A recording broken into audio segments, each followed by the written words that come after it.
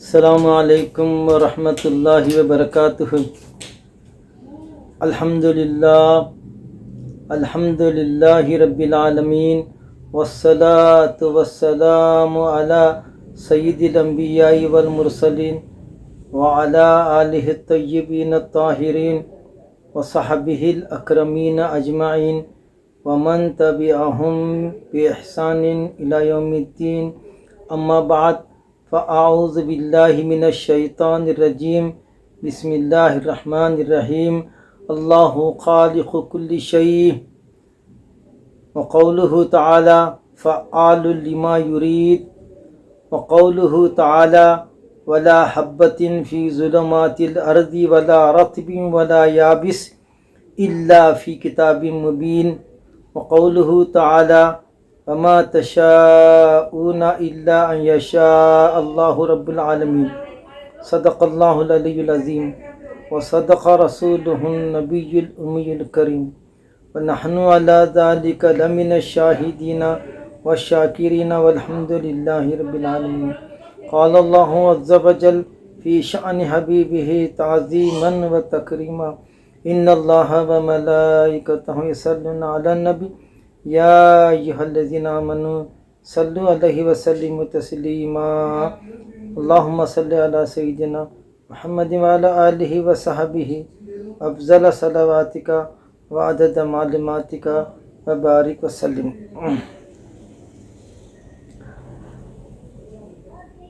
معزز سامعین کرام، آج باب الایمان بالقدر کا آغاز ہوا، یعنی تقدیر پر ایمان لانے کا بیان۔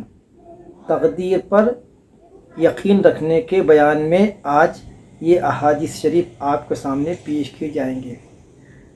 جیسا کہ آپ جانتے ہیں کہ ہم اپنے کمسن بچوں کو ایمان مفصل یاد دلاتے، جس میں ایک جو ہے رکن تقدیر پر ایمان لانے کا بھی ہے۔ میں پھر آپ کے اعادے کے لیے اور آپ کے بچوں کو ذہن نشین کرانے کے لیے آمنت باللہ، یعنی جو ایمان مفصل ہے پڑھ رہا ہوں، یاد کر لیجئے۔ آمنت باللہ وملائکتہ وکتبہ ورسلہ والقدر خیرہ وشرہ من اللہ تعالی والبعث بعد الموت۔ یہ ایمان مفصل ہے۔ اس میں والقدر خیرہ وشرہ، اچھی بری تقدیر یہ بھی اللہ تعالیٰ کی طرف سے ہے، اس پہ یقین رکھنا ضروری ہے۔ تقدیر کا انکار کرنا کفر ہے، اور تقدیر کے انکار کے بعد انسان کا کوئی عمل قبول نہیں ہوتا۔ اسی لیے قدریہ اور جبریہ کو اسلام سے بعض جو ہے محدثین اور بعض صحابہ خارج کر دیے، کیونکہ وہ تقدیر کے منکر تھے۔ آپ صلی اللہ علیہ وسلم کے زمانے میں اور صحابہ کرام کے زمانے میں یہ اس قسم کے لوگ کہ وہ تقدیر پر بحث کرتے تھے اور سمجھتے تھے کہ بندہ سب کچھ کر سکتا ہے، قادر مطلق ہے اور تقدیر کا کوئی تعلق نہیں ہے، تو تقدیر کا انکار کرتے تھے، اسی لیے وہ قدریہ کہلائے اور وہ اسلام سے خارج فرقہ ہے۔ تو تقدیر پر ایمان لانے سے ہی سارے اعمال قبول ہوتے ہیں، اور تقدیر کا اگر کوئی انکار کرا، تقدیر پہ اگر کوئی جو ہے یقین نہیں رکھا، تو سمجھو اس کے سارے اعمال عکارت ہے، جس کی تفصیل احادیث میں آ رہی ہے۔ حضرت محدث دکن رحمۃ اللہ علیہ جو ہے اس بات کا آغاز قرآن مجید کی چند آیات سے کیا ہے، جس سے صاف ظاہر ہوتا ہے کہ تقدیر کا کیا مرتبہ ہے ایمانیات میں۔ سب سے پہلے جو آیت شریفہ کی تلاوت کی گئی وہ یہ ہے کہ اللہ خالق کل شیء، اللہ تعالیٰ تمام چیزوں کا پیدا کرنے والا ہے، پہلی آیت۔ دوسری آیت فعال لما یرید، اللہ تعالیٰ جو ہے وہ سب کچھ کر سکتا ہے جو وہ چاہتا ہے۔ تیسری آیت ہے ولا حبتن فی ظلمات الارض، کوئی دانہ زمین کے اندھیروں میں ایسا نہیں ہے، ولا رطبن، کوئی تر چیز، ولا یابسن، اور نہ کوئی خشک چیز، الا فی کتاب مبین، مگر ان تمام چیزوں کا احاطہ جو ہے کتاب میں کر لیا گیا ہے۔ زمین میں کون سا بیج جا رہا، کون سا بیج اپج رہا ہے، اور ہر خشک اور تر چیز کا ذکر اور اس کا احاطہ مبین میں کیا ہوا ہے۔ اور اگلا ارشاد ہے وما تشاءون الا ان یشاء اللہ رب العالمین، کہ تمہارے چاہنے سے کچھ نہیں ہوتا، تمہارے چاہنے سے کچھ نہیں ہوتا جب تک کہ اللہ جو رب العالمین نہ چاہے۔ ہم بہت کچھ چاہتے ہیں مگر ہماری ہر خواہش پوری نہیں ہوتی، ہمارا ہر منصوبہ کامیاب نہیں ہوتا۔ حضرت علی تو فرما رہے ہیں کہ جب جب مجھے ناکامیاں ملے میرا یقین ویسے ویسے بڑھتا گیا، جب جب میرے منصوبے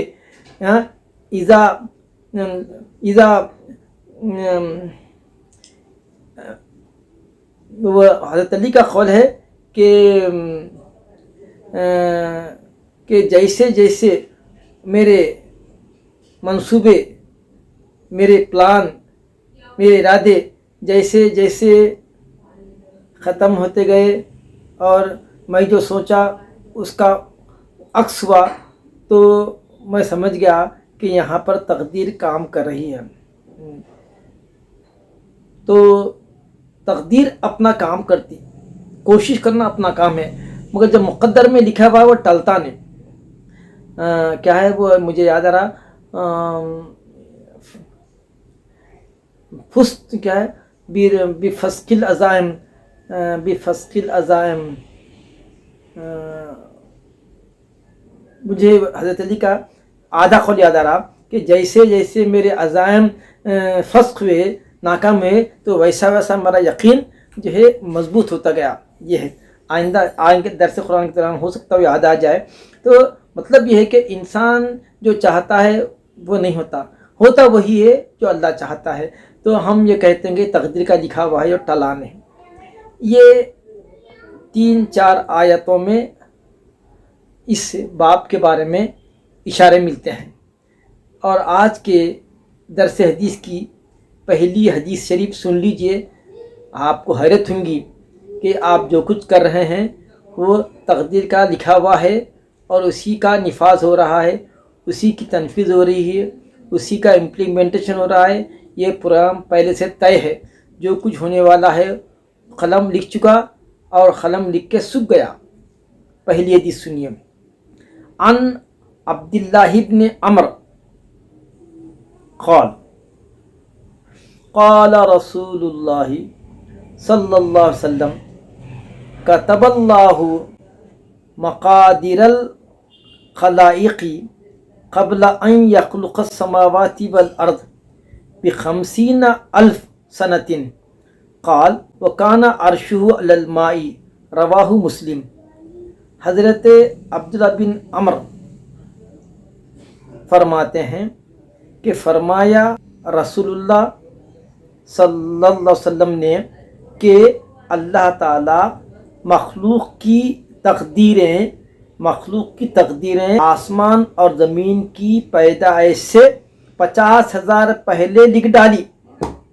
ابھی آسمان بھی نہیں بنا تھا، ابھی زمین بھی نہیں بنا تھا، اللہ تعالی ہمارے تقدیریں لکھ دیے۔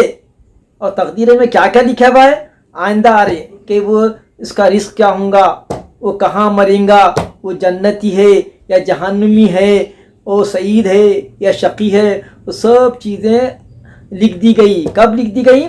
زمین اور آسمان کے پیدا کرنے کے 50,000 سال پہلے۔ زمین اور آسمان بعد میں پیدا ہوئے۔ جس وقت اللہ کا عرش پانی پہ تھا، وَكَانَ عَرْشُ عَلَى الْمَاءِ، جس وقت اللہ کا عرش پانی پہ تھا، ابھی آسمان نہیں بنے تھے، زمین نہیں بنے تھے۔ آسمان زمین کی پیدائش سے 50,000 سال پہلے اللہ تعالیٰ بندوں کی تقدیریں لکھ ڈالی۔ جو ہونا تھا وہ لکھ چکا، وہ طے ہو چکا۔ دیکھیں آپ، 50,000 سال پہلے زمین اور آسمان کا وجود بھی نہیں تھا، مگر ہماری اور آپ کی تقدیریں لکھی جا چکی۔ اس پر ہمارا ایمان رہنا ضروری ہے، اس کا انکار کفر کے لیے آتا ہے۔ آج کی پہلی حدیث مختصر تھی مگر بہت جامع تھی، اس کی روایت حضرت مسلم نے کی ہے۔ دوسری حدیث ہے وعن ابن عمر قال قال رسول اللہ صلی اللہ علیہ وسلم کل شیء بقدر حتی العجز والکیس، رواہ مسلم۔ حضرت عبداللہ بن عمر رضی اللہ تعالیٰ عنہ فرماتے ہیں، فرمایا رسول اللہ صلی اللہ علیہ وسلم نے کہ ہر چیز تقدیر سے ہے، ہر چیز تقدیر سے ہے، یہاں تک کہ آدمی کی کمزوری، آدمی کی نادانی، عجز کے معنی کمزوری، کیس کے معنی عقل مندی، حتیٰ کہ آدمی کی نادانی اور دانائی، کمزوری و طاقت، یہ بھی تقدیر میں پہلے سے لکھ دیا گیا۔ ہر چیز تقدیر سے ہے، یہاں تک کہ بندے کا عجز یعنی کمزوری، والکیس اس کا انٹیلیجنس، اس کا آئی کیو، یہ بھی پہلے سے لکھ دیا گیا کہ اس کی یہ ذہین ہوں گا یا پھر نہیں ہوں گا، یہ بھی تقدیر میں لکھ دیا گیا۔ اس پہ یقین رکھنا ضروری ہے۔ اس کے بعد خط طویل حدیث ہے، تیسری حدیث ہے، بہت ہی دلچسپ حدیث ہے، سنیے غور سے۔ حضرت آدم اور حضرت موسیٰ علیہ السلام کا اس میں مکالمہ ہے، دونوں کی گفتگو ہو رہی رب تعالیٰ کے دربار میں، رب تعالیٰ کے سامنے دونوں گفتگو کر رہے ہیں۔ وہ گفتگو میں حضرت آدم السلام حضرت موسیٰ علیہ السلام پر سبقت لے گئے، جیت گئے۔ گفتگو کیا تھی اب سنیے، پہلے متن سن پھر میں بتاتا ہوں دونوں کے درمیان گفتگو کیا ہوئی، اور حضرت آدم السلام موسیٰ علیہ السلام پر سبقت لے گئے۔ گفتگو میں، وہ ڈائلاگ میں، وہ جو ہے حصے میں حضرت آدم فاتح ہوئے، حضرت موسیٰ علیہ السلام کو خاموش کر دیا۔ حدیث شریف سنیے، یہ ایک واقعہ ہے، حدیث بھی آپ کو معلوم ہو گئی اور واقعہ بھی یاد رکھنے قابل ہے، جس سے پتہ چلتا ہے کہ تقدیر کی اہمیت کیا ہے۔ تقدیر کا لکھا جو ہے ٹلتا نہیں ہے، جو لکھا جا چکا ہے۔ سنیے غور سے۔ وعن ابی ہریرہ قال، حضرت ابو ہریرہ فرماتے ہیں، قال رسول اللہ صلی اللہ علیہ وسلم، قال رسول اللہ صلی اللہ علیہ وسلم کہ آج رسول نے فرمایا، احتج آدم و موسیٰ عند ربہما، کہ آدم اور موسیٰ دونوں جو ہے گفتگو کیے، دونوں کا مباحثہ ہوا، مکالمہ ہوا دونوں کے درمیان، ان کے رب کے درمیان۔ وہ کب ہوا، کہاں ہوا، ہم اس کے مکلف نہیں ہیں۔ بہرحال اب دونوں کا مکالمہ ہوا رب تعالیٰ کے جو ہے پاس، ملائے اعلیٰ میں ہوا، عالم ارواح میں ہوا، کب ہوا، کیا ہوا، کیفیت ہم کو نہیں معلوم، اس پہ یقین رکھنا۔ دونوں کا مکالمہ کیا ہوا، فحج آدم و موسیٰ، اس مکالمے میں، اس ڈائلاگ میں، اس جو ہے ڈسکورس میں، فحج آدم، حضرت آدم غالب ہوئے موسیٰ پر۔ یہ گفتگو میں حضرت آدم غالب ہو گئے حضرت موسیٰ پر۔ اب وہ شروع ہو رہا واقعہ کیا ہے۔ دونوں کی گفتگو میں سب سے پہلے حضرت موسیٰ علیہ السلام کی گفتگو ڈائلاگ سنا رہے ہیں حدیث میں۔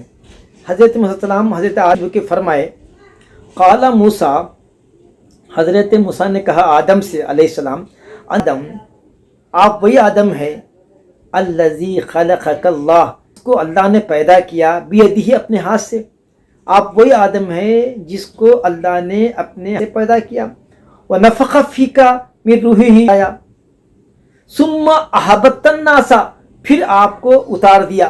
یہ اصل مقصد تھا، یہ آپ اترے کیوں، آپ غلطی کرے بول کے آپ اتر گئے جنت سے، یہ انڈائریکٹلی موسیٰ علیہ السلام بولنا چاہتے تھے۔ تو سنیے جواب کیسا آدم السلام کا۔ تو ابھی موسیٰ علیہ السلام کا ڈائلاگ چل رہا، ثم احببت الناس بخطیئتک، پھر آپ کی خطا کی وجہ سے اللہ نے آپ کو اتار دیا لوگوں میں، یعنی زمین پہ اتار دیا۔ قال آدم، یہ سب سن لیے، حضرت آدم صلی اللہ علیہ وسلم نے فرمایا اب انت موسیٰ، آپ وہی موسیٰ ہے نا، الذی استفاک اللہ، کہ اللہ نے جن کو چن لیا تھا جو ہے برسالتہ ہی، اپنی رسالت، اور بکلامہ ہی، اور اپنے کلام کے لیے، یعنی اللہ نے آپ کو رسول بھی بنایا اور آپ سے کلام بھی فرمایا ہے نا، کلم اللہ موسیٰ تکلیمہ ہے نا، وہی موسیٰ ہے کہ اللہ نے جس کو، آپ وہی موسیٰ ہے نا جس کو اللہ نے منتخب کیا اپنی رسالت اور اپنے کلام کے لیے، آتاک الالواح، اور آپ کو توریت کے الواح تختیاں دیا تھا، توریت کے تختیاں دیے تھے، فیہا تبیان کل شیء، جس میں ہر چیز کا واضح بیان تھا، وہ خربک نجیہ، اور اللہ تعالیٰ نے آپ کو اپنا قربت نصیب فرمایا، ہم جو ہے خطبت کر کے آپ سے گفتگو فرمائی۔ اب پوچھے آدم السلام، اے موسیٰ یہ تو بتاؤ، فَبِكَمْ وَجَدْتَ اللَّهَ كَتَبَ التَّوْرَاةَ قَبْلَ أَنْ أُخْلَقَ، موسیٰ السلام سے پوچھے آدم السلام یہ تو بتاؤ موسیٰ کہ اللہ تعالیٰ میری پیدائش سے پہلے توریت کتنے سال پہلے لکھا تھا، اور توریت میں کیا لکھا ہوا تھا؟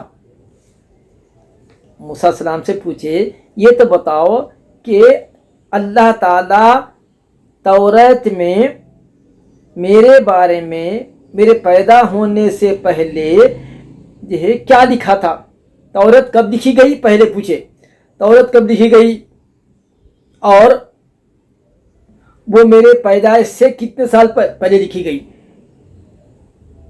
تو قال موسیٰ نے فرمایا بی40 عامن، آپ کی پیدائش سے 40 سال پہلے توریت لکھ دی گئی تھی، توریت لکھ دی گئی تھی۔ قال آدم، پھر حضرت آدم علیہ السلام پوچھے فہل وجدت فیہا، تو کیا تم اے موسیٰ اس توریت میں یہ نہیں پڑھے فعصا آدم ربہ فغوا، کہ آدم سے معصیت ہوئی اپنے رب کی، فغوا، اور وہ جو ہے غلطی کر بیٹھے؟ اس میں لکھے ہوئے ہیں، توریت میں یہ بھی لکھا ہونا، میرے پیدا ہونے سے 40 سال پہلے توریت لکھی گئی، اور توریت میں لکھا ہوا تھا کہ آدم سے لغزش ہوئی اپنے رب کے تئیں، اور وہ راستے سے تھوڑا ہٹ گئے، ان سے غلطی ہوئی، یہ ہے نا لکھے ہوا؟ پوچھے موسیٰ السلام سے، قال نعم، حضرت موسیٰ السلام فرمائے ہو یہ تو لکھا ہوا تھا پہلے، آپ کے پیدا ہونے سے پہلے توریت لکھی گئی ہے، اور توریت میں لکھا ہوا تھا۔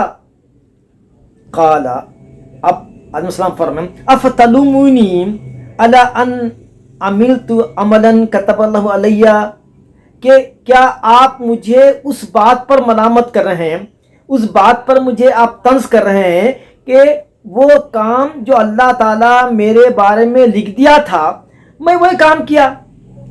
اللہ تعالیٰ میری تخلیق سے پہلے لکھ دیا تھا توریت میں کہ فعصا آدم ربہ فغوا، یہ لکھے ہوا تھا، تو افتلومونی علی ان عملت عملا، کیا میرے اس کام کے اوپر آپ جو تنقید کرتے ہیں جس کو اللہ نے لکھ دیا تھا میرے اوپر، ان عمل ہو کہ میں کروں گا، قبل ان یخلقنی ب40 سنہ، میری پیدائش سے 40 سال پہلے یہ بات لکھی ہوئی تھی۔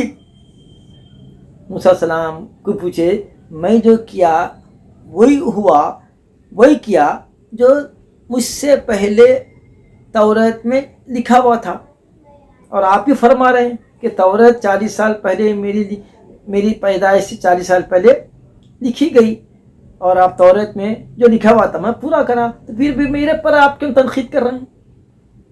موسیٰ السلام خاموش بھی گئے۔ قال رسول اللہ صلی اللہ علیہ وسلم، تب حضور نے فرمایا، یہ واقعہ سنا کے فرمایا، فحج آدم موسیٰ، حضرت آدم سبقت لے گئے، حضرت آدم فتح ہو گئے، فاتح ہو گئے موسیٰ پر۔ موسیٰ السلام کو چپ کر دیے۔ موسیٰ السلام پوچھ رہے ہیں کہ آپ کو اللہ نے یہ کیا، یہ کیا، یہ کیا، پھر آپ کو اللہ اتار دیا غلطی کی وجہ سے، تو اللہ میں غلطی کرا؟ میں کہاں غلطی کرا؟ جو تقدیر میں لکھا ہوا تھا وہ ہوا۔ یہ اس طرح موسیٰ السلام خام میں بیٹھ گئے۔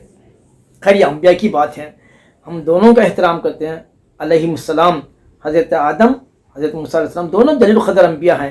ایک کو اللہ تعالیٰ نے ابو البشر بنایا، اور ایک کو اللہ تعالیٰ کلیم اللہ کے جو ہے لقب سے نوازا، حضرت آدم کی ذریت میں ہم سب آدم کی ذریت ہے، وہ ابو البشر ہیں، پورے کائنات کے بشر کے ابو ہیں، ہم سب آدم اور حوا کی اولاد ہیں۔ اور موسیٰ علیہ السلام کا تو کیا مقام ہے کہ اللہ تعالیٰ نے ان سے کلام فرمایا اور ان کو فرعون کے خلاف بھیج کر بنی اسرائیل کو نجات دلائی، اور انہی کے لیے سمندر پھاڑا، انہی کے لیے انہی کی خاطر 40 سال تک بنی اسرائیل کے لیے جنت سے غذا نازل کیا، من و سلوہ نازل فرمایا، اور ایسے کئی جو اعزازات ہیں جو موسیٰ علیہ السلام کو حاصل ہے۔ یہ حدیث یہیں پر ختم ہو گئی، اس کی روایت مسلم نے کی ہے۔ وعن ابن، تیسری حدیث ہے آج کے درس حدیث کی، تیسری حدیث ہے۔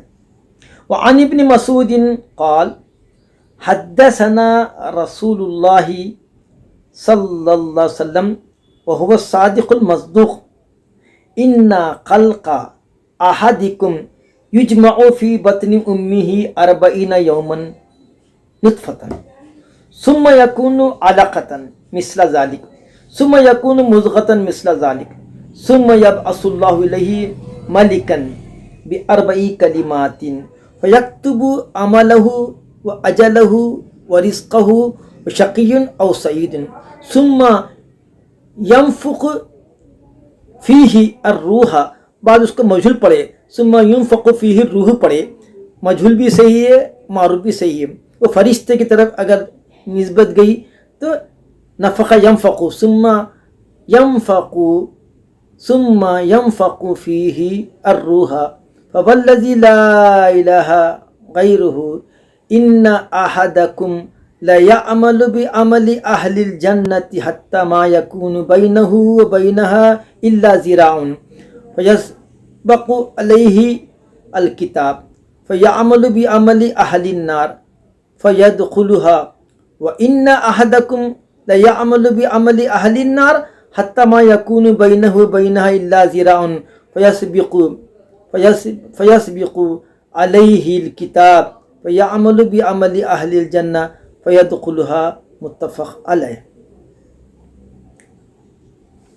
یہ بہت ہی اہم حدیث ہے، تقدیر سے متعلق بہت اہم حدیث ہے۔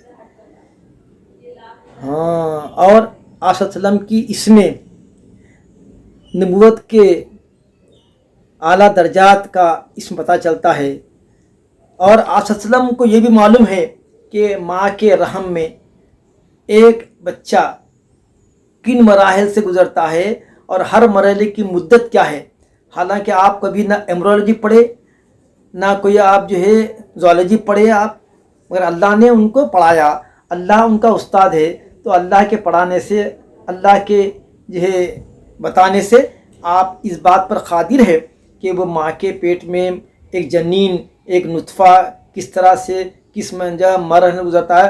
آج کی سائنس کے لیے چیلنج ہے، کوئی بڑے سے بڑا سائنٹسٹ بھی، حضور جو امی لقب ہیں، ریگستان میں یہ فرما رہے ہیں، صحرا میں فرما رہے ہیں، چیلنج آج کے لیبارٹریز کے بعد ٹیسٹ کر کے جو تم مرحلے بتا رہے ہیں، میرے آقا صلی اللہ علیہ وسلم جو نبی برحق ہیں 1400 سال پہلے بتا دیے کہ ماں کے رحم میں بچہ کن مراحل سے گزرتا ہے۔ سنیے، حضرت عبداللہ بن مسعود فرماتے ہیں کہ انہوں نے فرمایا حدثنا رسول اللہ صلی اللہ علیہ وسلم، کہ ہم سے حضور صلی اللہ علیہ وسلم نے فرمایا وہو صادق، اور وہ سچے ہیں، اور المصدوق، اور جو فرماتے ہیں وہ بھی سچے ہیں۔ آپ خود سچے ہیں اور آپ کا ہر قول مبارک کیا ہے؟ سچا ہے۔ آپ فرماتے ہیں بچے کی جو ترقی ہوتی ہے ماں کے رحم میں، اس کے بارے میں امت کو اطلاع دے رہے ہیں، ان خلق احدکم یجمع فی بطن امہ 40 یوم، بے شک تمہاری جو تخلیق کا مادہ ہے، تمہارا جو تخلیق کا مادہ ہے وہ 40 دن تک جمع رہتا ہے جو ہے ماں کے پیٹ میں نطفے کی شکل میں۔ جو نطفہ جو سفید رنگ کا ہوتا ہے وہ 40 دن تک اسی حالت میں ماں کے یعنی عورت کے رحم میں وہی حالت میں رہتا 40 دن تک۔ ثم یکون علقۃ، پھر وہ نطفہ بدل کے ترقی کرتے کرتے یہ جمے ہوئے خون کی مانند ہوا تھا. پھر مثل ذالک پھر 40 دن رہتا وہ بھی. ثم یکون مضغتن پھر وہ جو جمع ہوا خون ہے وہ 40 دن رہتا. اس کے بعد وہ بن جاتا مضغہ یعنی چبی ہوئی بوٹی کے مانند سخت ہوا تھا. اس میں مختلف اعضاء بننا شروع ہوتے. مثل ذالک یہ مضغہ بھی جو بوٹی کی شکل چبائی ہوئی بوٹی کی شکل کا رہتا یہ بھی 40 دن تک ایسی رہتا. 40 دن نطفہ، 40 دن علق، 40 دن مضغہ. 120 دن کے بعد ہوتا کیا؟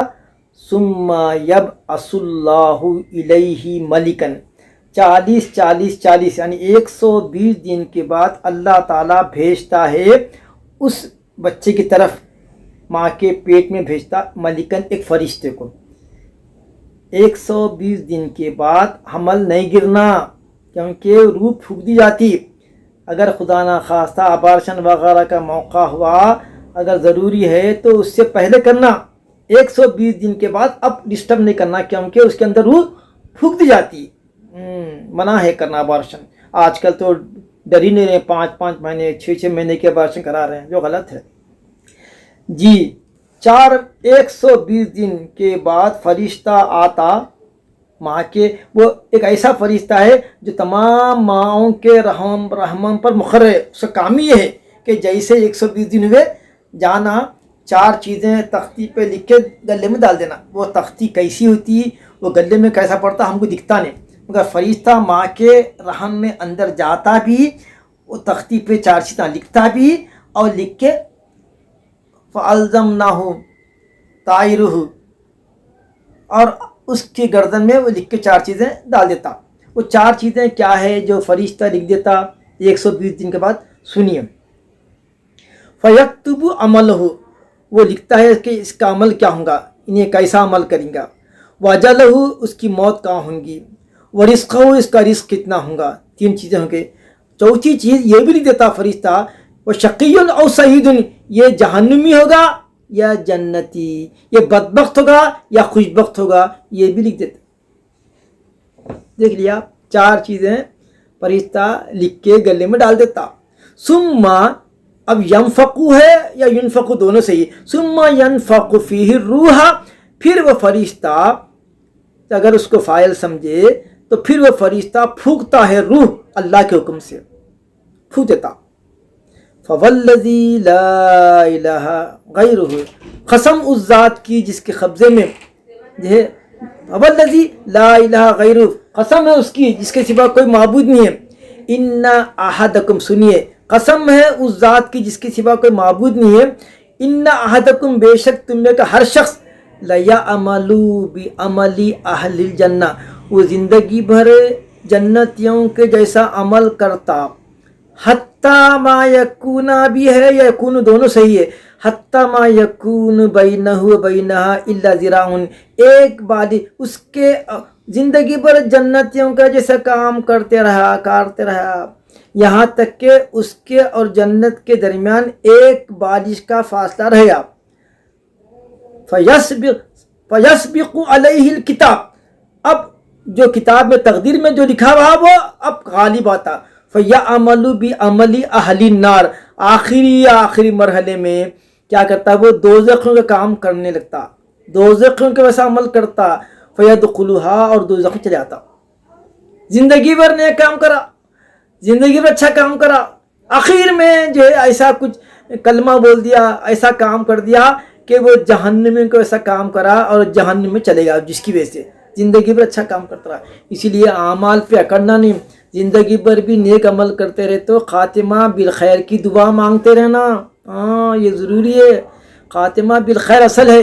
جس کا خاتمہ ایمان پہ ہوا، جس کا خاتمہ کلمے پہ ہوا وہ جنت میں ہے. اگر زندگی بھر انہیں نیک کام کرتے رہا، نمازیں پڑھتے رہا، سب کرتے رہا اور خدا نہ خواستہ اگر انہیں شقی تھا جہنمی تھا تو ایسا کام کرتا جو آخری وقت میں کہ جس کی وجہ سے وہ جہنم رسید ہوا تھا. اچھا پھر فرماتے ہیں وَإِنَّ أَحَدَكُمْ تم میں سے ایک آدمی ایسا بھی ہے لَيَعْمَلُ بِعَمَلِ أَهْلِ النَّارِ جو زندگی بھر دوزخ والوں کے جیسا کام کرتے رہا. حتیٰ ما یکون بینہ و بینہ الا ذراع، یہاں تک کہ اس کے اور جنت کے درمیان، اس کے اور جہنم کے کیا کرتا رہا، کام کرتا رہا نے دوزخ کا، حتیٰ ما یکون بینہ و بینہ الا ذراع، یہاں تک کہ اس کے اور دوزخ کے درمیان ایک بالش کا فاصلہ رہے گا۔ فیسبق علیہ الکتاب، اب اس کے اوپر تقدیر کا لکھا ہوا غالب آتا، فیعمل بعمل اہل الجنہ، اب وہ آخر وقت میں جنتیوں کے جیسا عمل کرتا، جنتوں کا عمل کرتا، فیدخلھا، اور جنت میں داخل ہو جاتا۔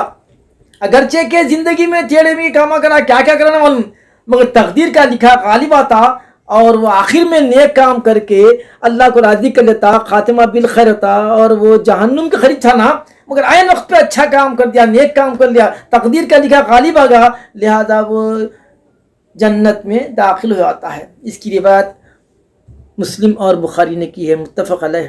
دیکھا آپ نے، تو اسی لیے ہمیشہ خاتمے کے بارے میں فکر کرتے رہنا، خاتمہ کیسا ہوتا وہ اصل ہے۔ جس کا خاتمہ اچھا ہوا اس کا جو ہے سب اچھا۔ اسی لیے بعض علماء کہتے ہیں کہ موت عظیم تحفہ ہے، اللہ تعالیٰ کا عظیم تحفہ ہے موت نیک لوگوں کے لیے، اور بہت بڑی مصیبت ہے اللہ تعالیٰ کی ان لوگوں کے لیے جن کا خاتمہ خیر پہ نہیں ہوا۔ اللہ سے دعا ہے کہ اللہ تعالیٰ ہم سب کا خاتمہ ایمان پہ نصیب فرما، اور ہم کوئی اللہ سعودہ میں داخل فرما۔ اگر ہماری جو ہے نادانی، ہماری کوتاہی میں سے اگر ہمارے نام اگر شقاوت میں، شقیوں میں لکھا ہے، تو یا اللہ اپنے فضل و کرم سے آپ صلی اللہ علیہ وسلم قطف میں ہمارا نام سعودہ میں لکھ دیے، کیونکہ یمحو اللہ ما یشاء ویثبت عندہ الکتاب، کیونکہ اصل کتاب کا آپ کے پاس یہ جو چاہے آپ میٹ سکتے ہیں، جو چاہے آپ باقی رکھ سکتے ہیں۔ اے اللہ، ہم گریہ گزاری کے ساتھ دعا کرتے ہیں کہ اللہ ہم کو اللہ سعید لوگوں میں شامل فرما، ہمارا خاتمہ ایمان پہ نصیب فرما۔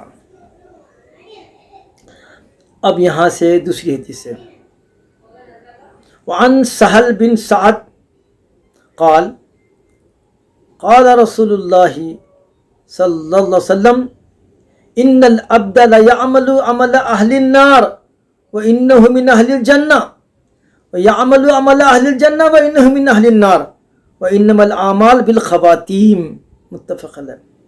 حضرت سہل بن سعد رضی اللہ تعالیٰ عنہما کا ذکر اب تک نہیں آیا، پہلی مرتبہ آیا۔ آپ سعدی ہیں، انصاری ہیں، آپ کا نام حزن تھا، حضور نے بدل کے سہل رکھا، کنیت ابو العباس یا ابو یحییٰ ہے، خود بھی صحابی ہیں اور والد ماجد بھی صحابی ہیں۔ حضور کے وصال کے وقت آپ کی عمر شریف 15 سال کی تھی۔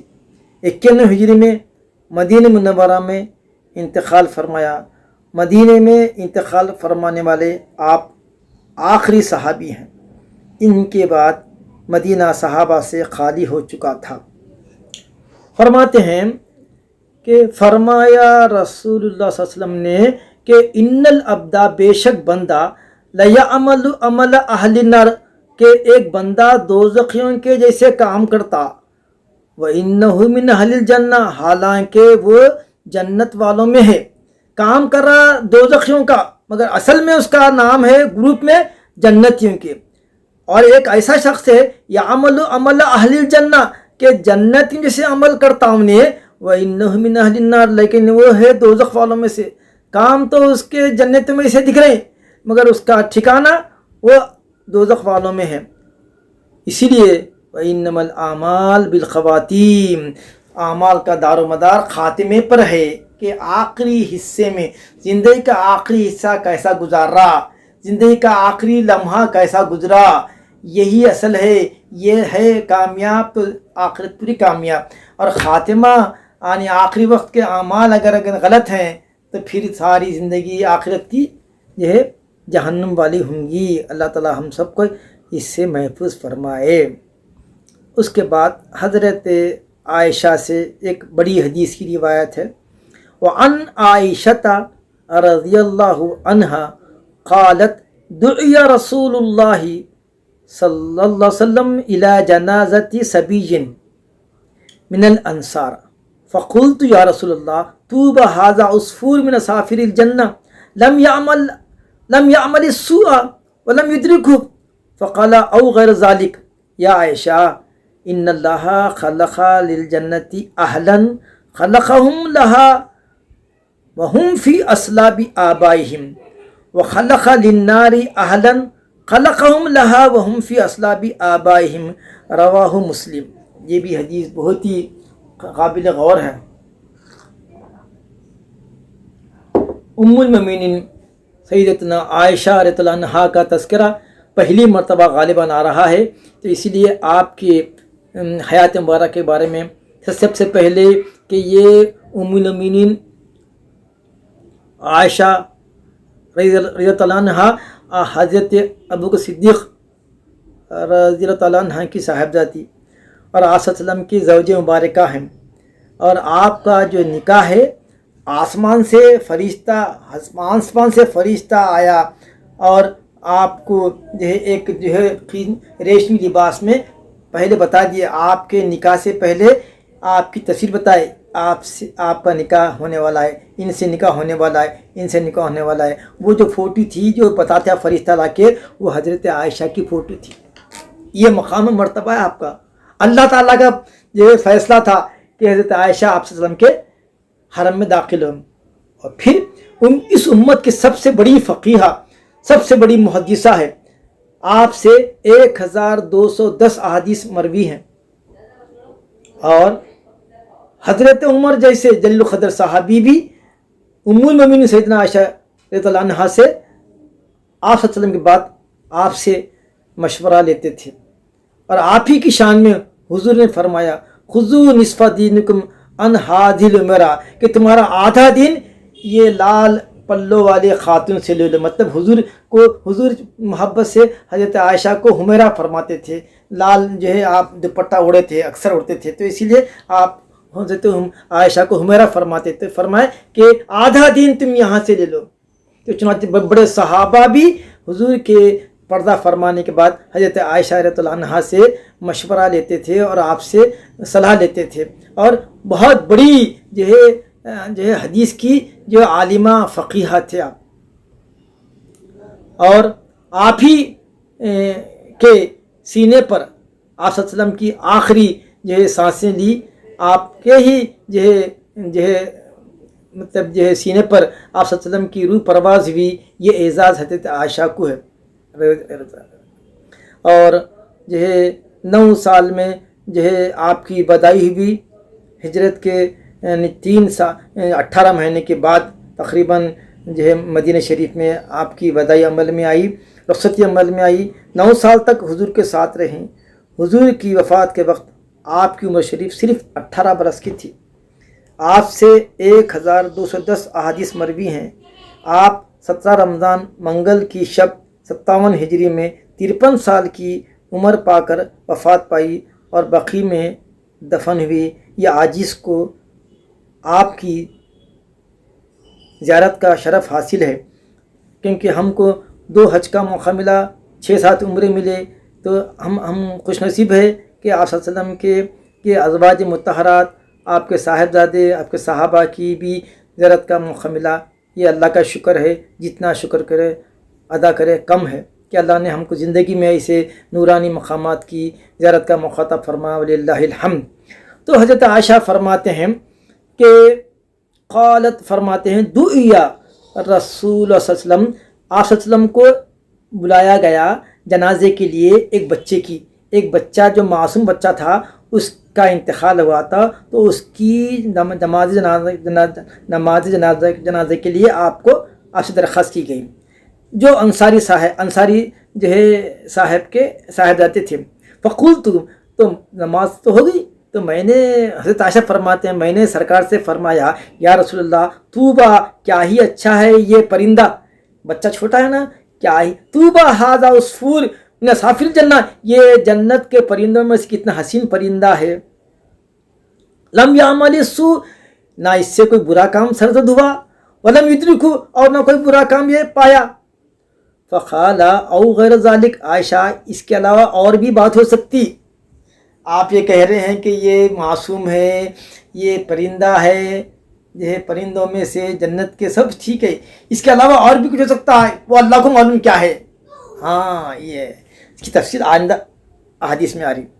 یا عائشہ اس کے علاوہ آپ جو بول رہے ہیں اس کے علاوہ اور بھی کچھ ہو سکتا۔ پھر فرمائے ان اللہ خلق، بے شک اللہ نے پیدا فرمایا، للجنتی اہلن، جنت والوں کو جنت کے لیے پیدا کیا۔ کب پیدا کیا؟ خلقہم لہا وہم فی اسلاب آبائہم، کہ ابھی وہ اپنے آبا و اجداد کے صلبوں میں تھے، پیٹوں میں تھے، اسی وقت لکھ دیا کہ یہ جنتی ہے یا جہنمی ہے۔ تو حضور فرمائے کچھ لوگ ایسے ہیں اے عائشہ جن کو پیدا کیا جنت کے لیے، اور وہ جنتی اس وقت تھے، اس وقت سے ہیں جب اپنے اپنے باپوں کے پیٹوں میں تھے، جب بھی اعلان ہوگا کہ جنتی ہیں۔ پھر فرماتے ہیں وَخَلَقَ لِلنَّارِ أَهْلًا، دوزخ اور دوزخ کے لیے بھی مخلوق کو پیدا کیا، خَلَقَهُمْ لَهَا، اور دوزخ کے لیے ان کو پیدا کیا، وَهُمْ فِي أَصْلَابِ آبَائِهِمْ، اس وقت جب کہ وہ اپنے آبا کے اسلاب میں تھے، صلب میں تھے، اس وقت جو ہے یہ طے ہوگا کہ یہ جہنمی ہے۔ دیکھیے یہ تب طے ہوگا، دیکھیے جنتی اور جہنمی سب طے ہے۔ حضرت عائشہ سے فرماتے ہیں کہ اللہ تعالیٰ جنت والوں کو پیدا کیا جنت کے لیے، اس وقت اعلان ان کے لیے کر دیا جنتی ہونے کا، ابھی وہ اپنے بابا اجداد کے اسلاب میں تھے۔ ایسے ہی جہنم کے لیے بھی مخلوق پیدا کیا، اور جہنمیوں کو جہنمی اس وقت بتا دیا، ابھی وہ اپنے اسلاب میں تھے، دنیا میں آئے بھی نہیں تھے، مگر وہ جہنم کے لیے پیدا کیے گئے۔ یہ تقدیر ہے، اس پہ بھروسہ، اس پہ گفتگو نہیں کرنا، اس پہ گفتگو نہیں کرنا، if and but نہیں، یہ ہے ختم۔ اب اس کے بعد یہ بھی روایت اس کی مسلم نے کی ہے۔ وعن علی رضی اللہ عنہ قال قال رسول اللہ صلی اللہ علیہ وسلم ما منکم من احد الا وقد کتب مقعدہ من النار مقعدہ من الجنہ قالوا یا رسول اللہ افلا نتکل علی کتابنا وندع العمل قال اعملوا فکل میسر لما خلق له اما من کان من اہل السعادہ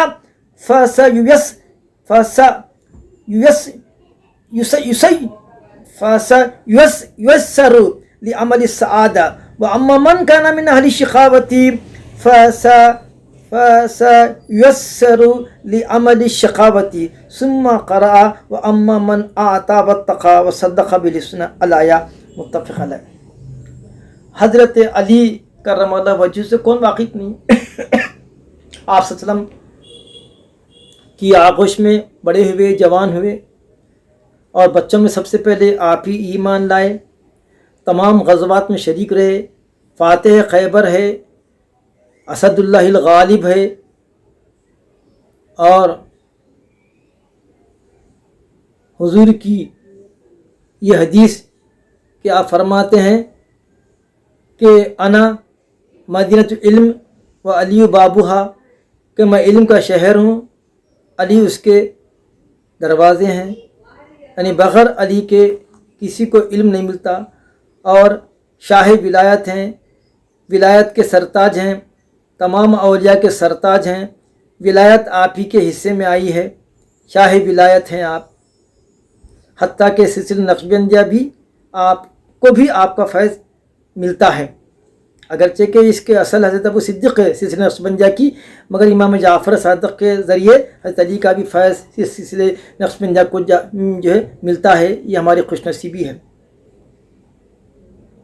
حضرت علی فرماتے ہیں اگر میں چاہوں تو سورہ فاتحہ کی تفسیر لکھ کے 70 اونٹ بھر دوں، یہ علم ہے حضرت علی کا، میں چاہوں تو سورہ فاتحہ کی تفسیر میں 70 اونٹ بھر دوں لکھ کے، تب بھی وہ سورہ فاتحہ کی تفسیر نہیں ہو سکتی، یہ ہے۔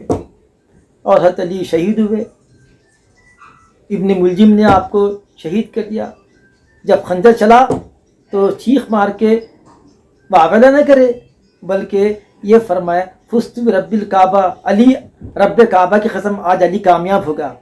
تو شہادت کے مشتاق تھے، شہادت کے متمنی تھے، تو جب خنجر چلا ابن ملجم کا تو بجائے واویلا کرنے کے آپ کے ہونٹوں پہ مسکراہٹ تھی، اور فرمائے फुस्तु रब्बिल काबा, अली रब काबा की कसम, आज अली कामयाब होगा।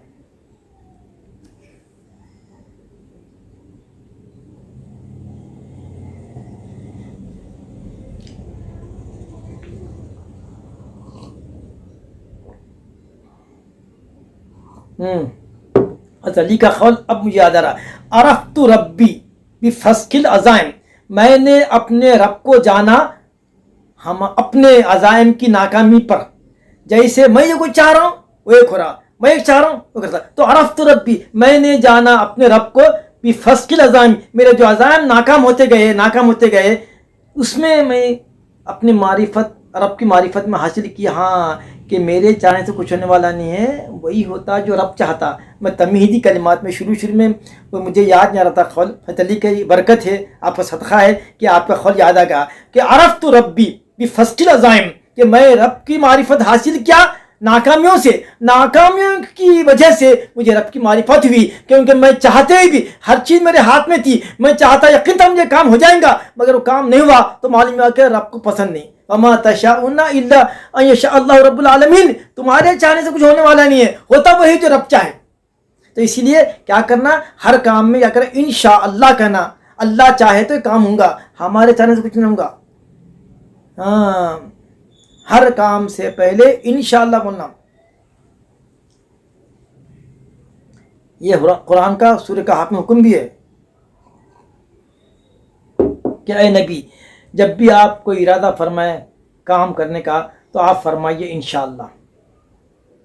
वला तक़ूलन्ना लिशैइन इन्नी फ़ाइलुन ज़ालिका गदन इल्ला अन यशा अल्लाह, हरगिज़ मत कहिए ये कि ये काम मैं करूँगा, मगर आप ये फरमाइए कल जो काम करने वाले हैं मुस्तक़बिल में, आप फरमाइए इंशाअल्लाह मैं करूँगा। आप सदक़े फिल्म में हमको जो है रब का एक हुक्म मिल गया, रब की रज़ामंदी हमको मालूम हो गई कि अल्लाह ताला के जो है नाम में बरकत है कि हम बोलना कि इंशाअल्लाह मैं करूँगा, इंशाअल्लाह मैं आऊँगा, इंशाअल्लाह मैं ये वादा पूरा करूँगा। तो अल्लाह ताला का इसमें ज़िक्र भी है, आप सल्लम का इसमें इत्तबा भी है और हमारी इसमें कामयाबी भी है। फरमाते हैं कि हज़रत अली फरमाते हैं कि हुज़ूर ने फरमाया कि तुम में से हर एक का ठिकाना लिख दिया गया है, तुम में से हर एक का ठिकाना लिख दिया गया है कि कौन दोज़ख में होगा। मक़अद मैंने सीट, किसकी जगह दोज़ख में होगी और किसकी जगह जन्नत में है, ये पहले से लिख दिया गया। कौन जन्नती है कौन जहन्नमी है, ये पहले से लिखा जा चुका, अलाटमेंट भी हो गया। जन्नत में कौन जाएंगे, जहन्नम में कौन जाएंगे, ये पहले से तय होगा। तो क़ालू, सहाबा पूछे, या रसूल अल्लाह, अल्लाह के रसूल, अफला नत्तकिलु अला किताबिना, ये जो कुछ लिखा गया क्या हम इस पर भरोसा न करें? फिर अमल क्योंकि नमाज रोज़ा ज़कात जब तय है कौन जन्नती है कौन जहन्नमी है, तो फिर अब हम अमल क्यों करना, नमाज क्यों पढ़ना, रोज़ा क्यों, ज़कात क्यों, क्या हम इस पर एतबार ना करें, ये इस पर एतबार ना करें और अमल को छोड़ देंगे? क्या करना है अमल लेके? क़ाला, नहीं, हुज़ूर फरमा ए मलू, नहीं अमल तो करो। क्यों? फ़कुल्लुन मुयस्सरुन लिमा खुलिक़ लहू, सुनो कि जो जिस जगह का आदमी है उस जगह का अमल उसके लिए आसान होगा। अगर जन्नती है तो जन्नतियों का अमल उसके लिए आसान हो जाएगा, नेक अमल उसके लिए आसान होगा। तो अगर आप नेक अमल में आगे बढ़ रहे हैं, नेक अमल करना आपको आसान दिख रहा, नमाजों में तकलीफ नहीं हो रही, नमाजों में लज्जत हो रही, कुरान में लज्जत मिल रही, रोज़ों में लज्जत मिल रही, ज़कात में मज़ा आ रहा, तो समझ जाओ कि तुम जन्नती है। समझिए आप कि इमलू, काम करते रहो, फ़कुल्लुन मुयस्सरुन लिमा खुलिक़ लहू, को जो जिसके लिए पैदा हुआ उसके लिए वो काम आसान हो जाएगा। अम्मा मन कान मिन अहली सादती, जो नेक लोग हैं तो उसके लिए फसयुयस्सिरु लिअमली सादती, तो उसके लिए नेक काम करना आसान हो जाएगा। अम्मा मन कान मिन शक़ावती, और जो शक़ी है दोज़खी है, फसयुयस्सिरु लिअमली शक़ावती, तो उसके लिए शक़ावत का अमल आसान होगा। जो गाने गाना, शराब पीना, जुब्बा करना, जीना करना, ये उसकी में पड़ जाएगा। समझ जा उधर का आदमी है ये। सुम्मा करा, फिर आपने तिलावत फरमाई, वह अम्मा मन आता, जो अल्लाह के रास्ते में दिया, वह तक़ा, और डरते रहे अल्लाह से, वह सद्दक़ा बिल हुस्ना, और तस्दीक़ की जो है हुस्ना की, यानी जो है अच्छाई की, تو وہ پھر آپ یہ حضور نے آخر میں یہ آیت پڑھ کے سنا دی کہ جو کچھ ہے وہ طے ہو چکا ہے. اس کی روایت بھی جو ہے مسلم اور بخاری نے کی ہے.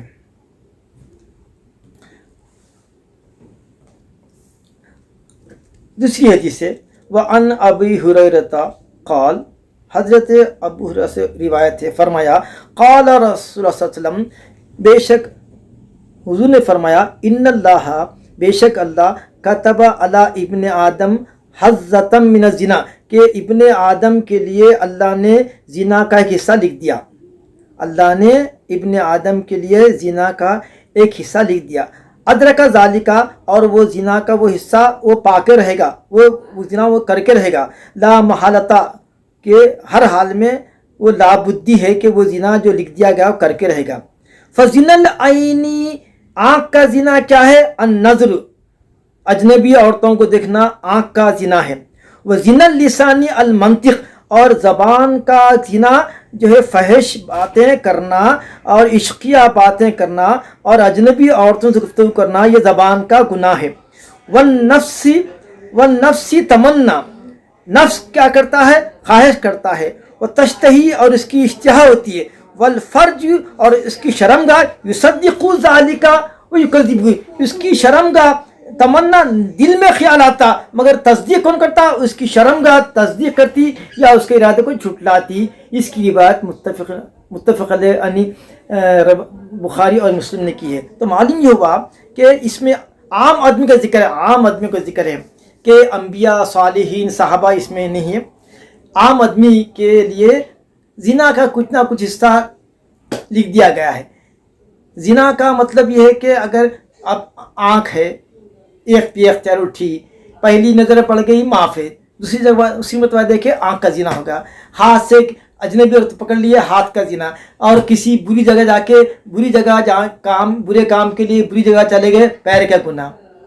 اگر عشقیہ باتیں کریں، زبان گناہ. عشقیہ گانے سنیں، اجنبی عورتوں سے باتیں کریں، یہ کان کا گناہ. تو آدمی کہیں نہ کہیں کسی نہ کسی زنا میں پھنس جاتا، اور اللہ کا فضل جو ہوتا وہ بچتا. مگر یہ چھوٹے موٹے چیزوں کا موقع بھی نہ ہوتا. آنکھ کا گناہ ہے، زبان کا گناہ ہے، تو یہ تو وضو کرنے سے معاف بھی ہوتے. مگر جو لکھ دیا گیا ہے وہ تو ہو کے رہتا ہوں. جو لکھ دیا گیا ہے آدمی کے لیے زنا کا حصہ، وہ اس کو پا کے رہے گا. تو اس طرح سے زنا بول تو ڈائریکٹ زنا نہیں، آنکھ کا بھی زنا ہو سکتا، زبان کا زنا ہو سکتا، نفس کا جو ہے زنا ہو سکتا. تو یہ سب زنا سے کہیں نہ کہیں آدمی جو ہے زندگی میں کہیں نہ کہیں اس کا شکار ہو جاتا. ایک اور مسلم کی روایت میں یہ ہے، قال کتب علی ابن آدم نصیبہ من الزنا، کہ اللہ تعالیٰ نے ابن آدم کے لیے زنا کا کچھ حصہ لکھ دیا. مدرکن، وہ پانے والا ہے، وہ زنا کرنے والا ہے. ذالک لا محالتا، اور وہ زنا کیسا بھی ہونے والا ہے. العینانی زناہما النظر، آنکھوں کا زنا نظر بد ہے. والاذنانی زناہما الاستماع، اور کانوں کا زنا گانے سننا، فحش چیزیں سننا، فحش لٹریچر سننا، اور جو ہے اجنبی عورتوں کی آوازیں سننا، اجنبی عورتوں سے باتیں کرنا، یہ کانوں کو گناہ ہے. واللسان زناہ الکلام، اور زبان کا جو گناہ ہے یہ فحش کلام کرنا، اجنبی عورتوں سے باتیں کرنا، اور اجنبی جو ہے عورتوں سے فحش گفتگو کرنا، یہ زبان کا گناہ ہے. والید زناہ البطش، اور کسی اجنبی عورت کو پکڑ لینا، یہ ہاتھ کا زنا ہے. والرجل زناہ الخطا، اور پیر کا گناہ یہ ہے کہ کسی بری جگہ بری نیت سے چلنا، یہ پیر کا زنا ہے. والقلب یہوا، قلب کی خواہش ہوتی ہے. وہ تمنا کرتا ہے، اور یہ تمنا پوری کون کرتا؟ یصدق ذالک الفرج ویکذب، یہ اس کی شرمگاہ ہے، یا تو وہ تصدیق کرتی یا پھر اس کو جھٹلاتی. یعنی ارادہ تو دل میں ہوتا، مگر جو ہے جب وہ عمل کرتا ہے تو پھر وہ اس کی تصدیق ہوتی، اگر چھوڑ دیتا ہے تو اس کی تکذیب ہوتی. یہاں تک کہ آج کا درس قرآن، آج درس حدیث ختم ہوتا ہے. انشاءاللہ تعالی اس کا سلسلہ جاری رہے گا، اور آئندہ درس حدیث میں یہ باب انشاءاللہ پائے تکمیل پہنچے گا. وآخر دعوانا ان الحمد للہ رب العالمین. ربنا تقبل من الفاتحہ الی حضرت النبی صلی اللہ علیہ وسلم. الحمد للہ رب العالمین.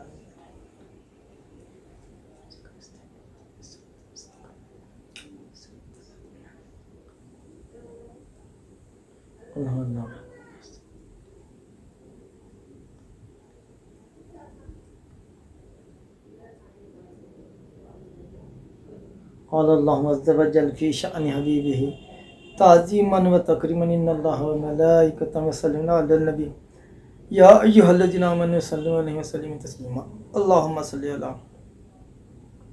سیدنا محمد وعلی آلہ وصحبہ افضل صلواتک و معلوماتک بارک وسلم اللہم اجعل جمعنا ھذا جمعا مرحوما ولا تجعل منا شقیا ولا محروما آتنا من لدنک رحمۃ وہیئ لنا من امرنا رشدا یا اللہ یا رحمان یا رحیم اپنے فضل و کرم سے حضور نبی کریم علیہ الصلوۃ والسلام جن حضرات نے آج سے دعا کی درخواست ہے اللہ ان کی تمام دعاؤں کو فرما ہمارے خاندان میں جو بیمار ہیں اللہ ان کی شفا کا عاملہ فرما خاص طور پر رحمۃ اللہ شریف صاحب غوثیہ بیگم صاحبہ حسن بیگم صاحبہ ان کو سب کو صحت کا عاملہ فرمائے اور ہمارے ہمارے شمیم سلطانہ اللہ جو غنم شریف اللہ